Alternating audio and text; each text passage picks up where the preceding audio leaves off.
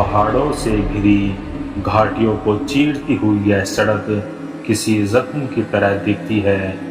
सूरज ढल चुका है और आसमान पर सिर्फ चांद की मंद रोशनी ही है। इस सड़क के बारे में गांव में तरह तरह की कहानियां थी। लोग इसे वीरान सड़क कहते थे। कहा जाता था कि रात के वक्त इस सड़क पर निकलना बहुत ही अशुभ होता है। अविनाश, जो शहर से पढ़ाई करके लौट रहा था, उसने इन कहानियों को कभी भी सीरियसली नहीं लिया। लेकिन आज उसकी किस्मत कुछ ज्यादा ही खराब थी। गाड़ी थम चुकी थी और रात गहरी हो चुकी थी। पास में कोई भी गांव नजर नहीं आ रहा था। मजबूरन अविनाश ने वीरान सड़क का रास्ता लिया। सन्नाटे को चीरती हुई गाड़ी की आवाज खौफनाक लग रही थी। पेड़ों की काली परछाइयां नाचती हुई सी लग रही थी। अचानक गाड़ी की हेडलाइट में एक सफेद सी आकृति दिखाई दी। अविनाश ने अचानक से ब्रेक लगाए। सड़क के बीचों बीच एक सफेद साड़ी पहनी हुई औरत खड़ी थी। उसके बाल खुले थे और चेहरा अंधेरे में छिपा हुआ था। अविनाश ने गाड़ी की खिड़की नीचे करके पूछा, क्या आप ठीक है? क्या आपको कोई मदद चाहिए? लेकिन उस औरत ने कोई जवाब नहीं दिया। वो बस चुपचाप खड़ी थी। कुछ देर रुकने के बाद अविनाश को लगा कि ये कोई भूत प्रेत का साया हो सकता है। उसने गाड़ी स्टार्ट की और धीरे धीरे निकलने लगा। गाड़ी के निकलते ही महिला की एक जोरदार चीख सुनाई दी। वो चीख इतनी भयानक थी कि अविनाश के रोंगटे खड़े हो गए। कुछ ही दूर जाने के बाद गाड़ी का एक टायर पंचर हो गया। अविनाश डरते डरते गाड़ी से बाहर निकला और टायर बदलने की कोशिश करने लगा। टायर बदलते समय उसे जमीन पर खून के धब्बे दिखाई दिए। घबराहट में उसने टायर जल्दी से बदल लिया और गाड़ी को फिर से स्टार्ट कर दिया। अब गाड़ी में रेडियो की अजीब सी आवाजें आने लगी। एक बूढ़े आदमी की आवाज जो बहुत ही दर्द के कारण रो रहा था। वो किसी दुर्घटना का वर्णन कर रहा था और मदद के लिए किसी को पुकार रहा था। अविनाश ने रेडियो बंद कर दिया, लेकिन वो आवाजें उसके दिमाग में गूंजने लगी। थोड़ी देर बाद गाड़ी के शीशे पर तेज आवाज से कुछ टकराया। अविनाश ने बाहर झांका तो देखा कि एक छोटा सा पत्थर शीशे से टकराया है, लेकिन वो पत्थर कहाँ से आया ये समझ नहीं आया। अचानक गाड़ी के अंदर से भी आवाजें आने लगी। कोई फुसफुसा रहा था, कोई हंस रहा था। अविनाश बुरी तरह सहम गया। गाड़ी की स्पीड अचानक बढ़ गई, मानो कोई गाड़ी को बहुत ही स्पीड से चला रहा हो। अविनाश ने ब्रेक लगाने की बहुत कोशिश की, लेकिन गाड़ी नहीं रुकी। वो गाड़ी बेकाबू होकर सड़क पर आगे की ओर बढ़ रही थी। पेड़ तेजी से पीछे सरक रहे थे। तभी सामने से एक तेज रफ्तार से आती हुई ट्रक दिखाई दी। अविनाश चीख उठा। वो जानता था कि अब टक्कर होना तय है, लेकिन अचानक गाड़ी रुक गई। वो सड़क के किनारे खड़ी थी। अविनाश गाड़ी से बाहर निकला। वो पूरी तरह से पसीने से तरबदर हो चुका था। उसकी सांसें तेज चल रही थी। उसने देखा कि वह ट्रक भी सड़क के किनारे रुका हुआ था। ड्राइवर नीचे उतरा और अविनाश के पास आया। ड्राइवर ने कहा, बेटा, तुम इस सड़क पर रात के वक्त क्यों निकली? क्या तुम नहीं जानते ये कितनी खतरनाक और वीरान सड़क है? ड्राइवर की बात अधूरी रह गई। अचानक ट्रक के पीछे से वही सफेद साड़ी वाली महिला सामने निकलकर खड़ी हो गई। उसने फिर अपना सर उठाया। उन दोनों ने उसका वो भयानक चेहरा देखा, फटा फटा सा चेहरा और जख्मों से बहता हुआ खून, और उसकी आंखें गुस्से से जल रही थी। अविनाश चीखने लगा। ड्राइवर भी सन्न रह गया। महिला सीधे अविनाश की तरफ बढ़ी। अविनाश घबराकर भागने लगा और ट्रक के पीछे जाकर छिप गया। ड्राइवर ने उसे हिम्मत दिलाई और कहा, बेटा भागो मत, वो तुम्हें यहाँ कुछ नहीं कर सकती। ड्राइवर ने अपनी जेब से एक ताबीज निकाला और उसका नाम जपने लगा। महिला रुक गई। वो गुस्से से ट्रक ड्राइवर को घूर रही थी। कुछ देर घूरने के बाद वो हवा में गायब हो गई। ट्रक ड्राइवर ने अविनाश को बताया कि सड़क कई साल पहले एक भयानक दुर्घटना स्थल थी। एक बस यहाँ से खाई में गिर गई और उसमें सवार सभी लोग मारे गए। वह सफेद साड़ी वाली औरत उसी बस की यात्री थी। ड्राइवर ने बताया कि हर रात वो महिला लिफ्ट मांगने के लिए सड़क पर खड़ी होती है।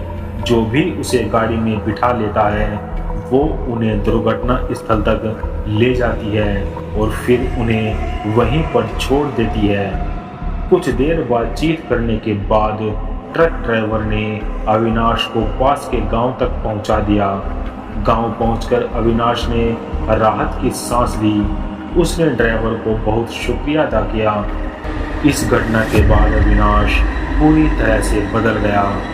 उसे अक्सर उस सुनसान सड़क और सफ़ेद साड़ी वाली औरत का खौफनाक चेहरा सपने में आता था। वह कभी भी रात के वक्त ड्राइव नहीं करता था।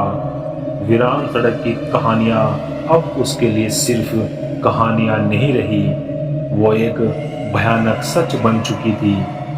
कुछ समय बाद अविनाश को पता चला कि सरकार उस वीरान सड़क को बंद करने वाली है और उसकी जगह एक नई सड़क बनाई जाएगी। यह सुनकर अविनाश को बहुत खुशी हुई। उसे लगा शायद अब उस सड़क पर आत्माएं शांत हो जाएगी। कुछ साल बीत गए, वीरान सड़क बंद हो गई और उसकी जगह एक नई चौड़ी सड़क बनाई गई। अब लोग सुरक्षित रूप से रात में भी इस रास्ते से गुजर सकते थे। अविनाश भी लगभग उस भयानक रात को भुला चुका था। एक दिन उसे अपने ऑफिस के काम से देहरादून जाना था। शाम होते ही वो गाड़ी लेकर निकल पड़ा। रास्ते में उसे एक छोटा सा मंदिर दिखाई दिया। गाड़ी रोककर वो मंदिर में दर्शन करने चला गया। वहाँ एक बूढ़े पुजारी से उसकी मुलाकात हुई। पुजारी को जब पता चला कि अविनाश देहरादून जा रहा है तो उन्होंने उसे बताया कि रास्ते में एक नदी पड़ेगी, वहाँ ज़रूर रुककर माता की पूजा कर लेना। अविनाश को थोड़ा अजीब लगा, लेकिन उसने पुजारी की बात मान ली। रात होते होते वो नदी के पास पहुंचा। नदी के किनारे एक छोटा सा मंदिर था। वहाँ सन्नाटा पसरा हुआ था। अविनाश ने गाड़ी रोकी और मंदिर में जाकर माता की पूजा की। पूजा करने के बाद जब वो वापस गाड़ी की तरफ आ रहा था तो उसे लगा कि किसी ने उसे पुकारा है। उसने पीछे मुड़कर देखा। नदी के किनारे एक सफ़ेद सी आकृति खड़ी थी। अविनाश का दिल धक्के से हो गया। कहीं वो वही सफ़ेद साड़ी वाली महिला तो नहीं है। वह धीरे धीरे आकृति के करीब गया। पास जाकर उसने देखा कि वो कोई महिला नहीं बल्कि एक छोटी बच्ची है। बच्ची ने फटी हुई आवाज में पूछा, काका, आप मुझे अपने साथ बिठाकर देहरादून छोड़ दोगे क्या? अविनाश को बच्ची पर तरस आ गया। उसने सोचा कि शायद ये बच्ची किसी रिश्तेदार के यहाँ जा रही होगी। उसने बच्ची को गाड़ी में बिठा लिया। कुछ देर बाद गाड़ी चल पड़ी। रास्ते में बच्ची बहुत शांत थी। वो अविनाश से कोई बात नहीं कर रही थी, सिर्फ कभी कभी खिड़की से बाहर घूरती थी। अचानक बच्ची ने कहा, काका, वहाँ देखो कितना सुंदर पुल है। अविनाश ने आगे देखा तो वहाँ कोई पुल नहीं था, सिर्फ एक खाई थी। उसी खाई के पास कुछ समय पहले वही भयानक दुर्घटना हुई थी जिसका जिक्र ट्रक ड्राइवर ने किया था। अविनाश का खून ठंडा हो गया। वो समझ गया कि ये कोई बच्ची नहीं बल्कि उसी दुर्घटना में मारी गई किसी बच्ची की आत्मा है। उसे याद आया कि पुजारी ने उसे नदी के किनारे पूजा करने के लिए क्यों कहा था। अविनाश ने गाड़ी रोक दी और बच्ची से कहा, बेटी तुम्हें यहाँ पर ही रुकना होगा, तुम्हारे माता पिता तुम्हारा इंतजार कर रहे हैं। बच्ची ने उदास होकर कहा, लेकिन काका मैं कहाँ जाऊँ? अविनाश ने गाड़ी से उतरकर उस मंदिर की घंटी बजाई। घंटी की आवाज से पूरा वातावरण गूंज उठा। उसी समय वह बच्ची हवा में कहीं विलीन हो गई। अविनाश ने रात भर वहीं गाड़ी खड़ी करके मंदिर में प्रार्थना की। सुबह होते ही सीधे देहरादून की तरफ चल दिया। रास्ते में उसे कोई डर नहीं लगा। वो जानता था कि अब उसकी राह सुरक्षित है। उस भयानक रात के बाद अविनाश ने कभी भी रात में सफर नहीं किया। वीरान सड़क बंद हो चुकी थी, लेकिन उसकी कहानी अब भी बताई जाती है। ये कहानी एक चेतावनी है कि कभी भी अकेले रात के वक्त अनजान रास्तों पर जाने की कोशिश मत करो। और हाँ, अगर कभी कोई अजनबी आपसे लिफ्ट मांगे, खासकर रात के वक्त, तो उसे गाड़ी में बिठाने से पहले 100 बार जरूर सोचिएगा, कहीं वो कोई भटकती आत्मा तो नहीं जो आपको अपने साथ अपने दुख में शामिल करना चाहती है। वीरान सड़क बंद हो चुकी है, लेकिन उसकी जगह बनी नई सड़क अक्सर उस रात के सन्नाटे को चीरती हुई गाड़ियों से गूंजती रहती है।